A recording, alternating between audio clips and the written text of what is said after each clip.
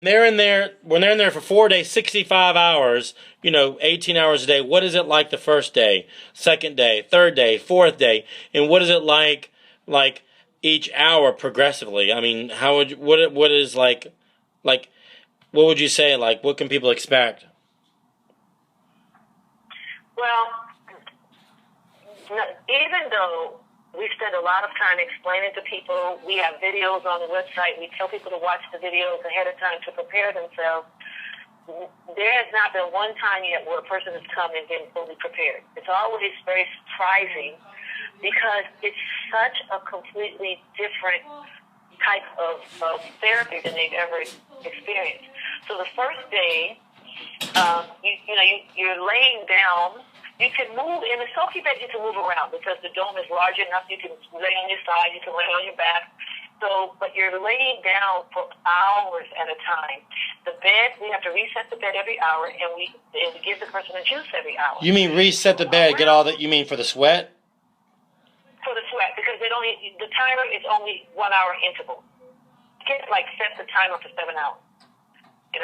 Oh, I know that. 1 hour interval. Yeah, that's right. So that's standard with everything. So every hour we bring them their juice, bring them their supplements, reset the bed. So usually around the fourth or fifth hour, you can kind of see a person is like, oh my God, this is real. This just got real. It's not, like I went to the gym and I spent 30, 40 minutes in the heat and thought, okay, that's enough. No, you are in there and you are sweating and it's hot. And so people's responses. What about for people that don't sweat so much? A lot of people don't sweat a lot. No matter what they do, they just have a problem sweating. Yeah, usually we run into that when people have lots of blockages in their body, and usually we can handle that with salt, Celtic sea salt, or some some cell salts. Will usually break through the sweat. I haven't had anyone yet that we weren't able to get to sweat. So 5th hour, what about the 10th hour? What happens with most people? Yep. Now also in between this, you got to know people are falling asleep. Even though it's hot, they're tired. So they're falling asleep. And remember, we deal with people with debilitating disorders, so most of the time they have not slept for quite some time. So usually around the 6th, 7th hour, 8th hour, they're sleeping. They're snoring, And by the 10th hour, they are finished with the daily activities because there's other therapies going on throughout the day. They're doing in the original protocol, they're doing a coffee enema every 4 hours, and they are receiving electronic reflexology once a day, and also a foot detox once a day. So those are the times when they'll come out and they'll do those activities. So by the 10th hour, all of those activities are stopped, all of the juices are stopped, and now it's getting to nighttime and it's quiet, and by now they usually just go to sleep. And they sleep most of the night. So during the sleeping hours, you're waking them up on those 18 hours. You're waking them up if they fall asleep every hour. We don't wake them up.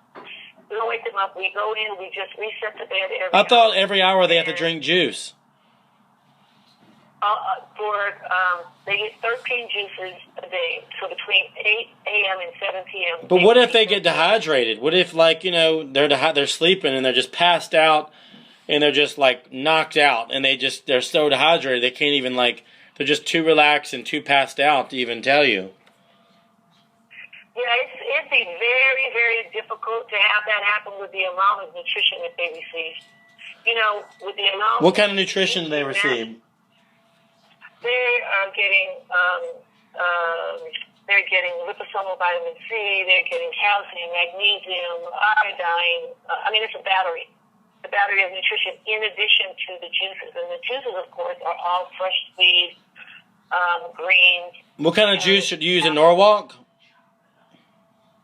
We're doing omega, or right now I think the two that we use are both omegas. All right. So, let's see what other questions I have. What happens on the second day? I mean, they've been sweating for like. By the second day, now the second day is usually when they start turning on a different body ache. You know. Okay. I mean, detox is not a fun thing to do. I mean, it's not enjoyable. No, it's not. But I will tell you, what makes them be able to really go through this is because we're throwing into a rapid detox. They get a lot of niacin also. They get a lot of niacin. They get a lot of chiroprex to really break down the pathogen in the body. So they start expelling colonies of parasites. And, so the second day is usually the roughest day. The second day is when they really start turning on all kinds of stuff. And that's the roughest day. Have you ever measure the sweat? Is it like an oily sweat? Is it more water based? Is the sweat changed from the first day to the second day, the third day? Is it all? Does it smell? How does it smell? I mean, how many people are in a room? Are they all in the same room? The only time it's a private room, and the only time there's two people in the room is when it's a couple, when it's family. But I mean, does it smell like the second day or the third day, or is it all pretty much the same, or how does it smell like? And people are sweating, Yeah, and we're constantly changing the sheets and the pillows throughout the day. We change the sheets and the pillows 3 or 4 times a day. So usually you don't have any odor until the last day. The last day is usually the last night is usually when it's like, okay, now you begin to smell you can actually smell like heavy metal. When you smell it, you know the smell. It's a very different odor. It's not a body odor. It's a detox odor. And usually you smell that on the last night and the last day. But we maintain it because we just constantly changing the bedding. And then, the person, they take a shower every day. They have to take a shower, and they can take a shower as many times as they want to. There's a bathroom. It's a private room, a private bath. Wow. I mean, so what if someone doesn't have heavy metals? Like, just say they're really toxic and they have not heavy metals, but other types of toxins in their body. What does the smell like for that? Is there different smells for different types of illnesses? Well, there are different smells with different people. Some of them have been really, really potent, and some people come in, you don't smell anything. It's different. You don't have to, if it doesn't smell bad, that doesn't mean you're not detoxing. It just doesn't smell bad. Oh, not at all. Not at all. I know. They are absolutely detoxing. Yeah. Wow.